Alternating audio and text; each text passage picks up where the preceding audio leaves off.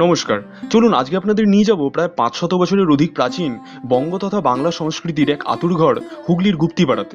আর এই গুপ্তিপাড়ার পূর্ব প্রান্তে গঙ্গার পাশ ঘেঁষেই রয়েছে বাংলার গুপ্ত বৃন্দাবন, যা সাধারণ মানুষের কাছে শ্রী বৃন্দাবন চন্দ্র মঠ ও মন্দির নামে পরিচিত।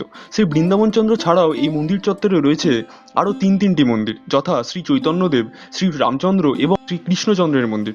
প্রথম ভাগের এই ভিডিওতে আপাতত শ্রী বৃন্দাবন চন্দ্রের মন্দিরের ব্যাপারে কিছু জানা যাক।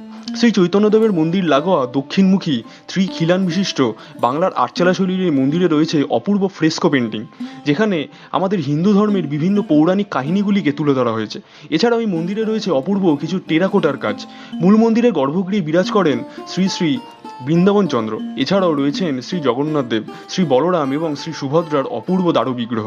ইতিহাস বলে মুঘল শাসনের সময়কালে জনৈক দশনামী সম্প্রদায়ের সন্ন্যাসী শ্রী সত্যানন্দ সরস্বতী শান্তিপুর থেকে এই বিগ্রহ নিয়ে এসে এই স্থানে প্রতিষ্ঠা করেন।